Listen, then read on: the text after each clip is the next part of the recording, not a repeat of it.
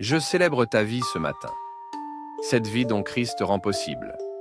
Pour le privilège qui nous est accordé de lire et de méditer dans Actes 18, 1-22, nous y retenons la mission de Paul, qui transcende toutes les difficultés, mais surtout l'ordre que Dieu donne à Paul au verset 9.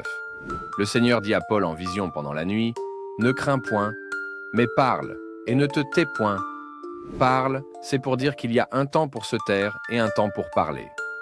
Autrement, si au moment de parler tu te tais, alors tu fais mal.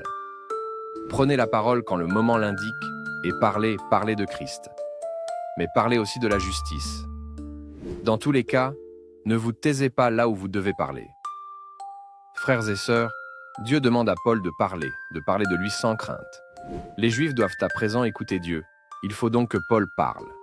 On ne se tait pas quand vient le moment de parler. La réunion familiale n'est pas un lieu de musellement des membres de la famille par les chefs de famille, mais on doit permettre à chacun de s'exprimer pour se libérer, mais aussi pour construire. Parlez dans vos associations du quartier quand vous constatez l'injustice, ou alors quand vous avez de quoi apporter pour construire. Ne vous taisez pas devant votre mari qui abuse de sa petite cousine sexuellement. Parlez-lui, ou alors parlez à celui qui peut le ramener à l'ordre. Si seulement le Conseil constitutionnel pouvait m'écouter ou me lire, je le supplierais de parler sans crainte, sans se laisser influencer par qui que ce soit. Je l'exhorterais à dire le droit et à exprimer la justice sans crainte. Puisse Dieu vous assagir. Que les hommes de Dieu parlent de Christ en chair et dénoncent ce qui ne va pas, sans se laisser subalterner par les hommes et femmes de pouvoir, et encore moins par de l'argent. Serviteurs de l'Éternel, prêchez et ne reculez pas. Dites la vérité au peuple. Vous êtes la voix prophétique.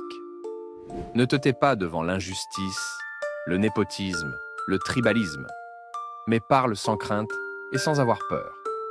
Toutefois, remarquons que c'est Dieu qui donne l'ordre à Paul à un instant T de parler. Il ne faut donc pas que parler, mais il faut écouter Dieu nous donner le timing de la parole.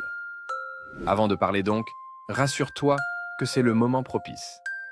Et n'oublie jamais qu'une vérité dite à un temps inopportun devient plutôt une arme à destruction massive. Que Christ nous donne le discernement pour savoir quand parler et quand nous taire. Seigneur, merci pour ce merveilleux enseignement dont tu nous gratifies ce matin. Comme Paul, nous refusons de nous faire en face de l'injustice. Nous refusons de nous taire devant la tricherie. Nous refusons de nous faire devant le mercantilisme spirituel et nous te supplions de nous donner le courage de dire ce qu'il faut dire en temps opportun au nom de Jésus-Christ. Accorde-nous le discernement pour ne pas parler anachroniquement. Belle semaine à toi, beauté splendide du Christ vivant.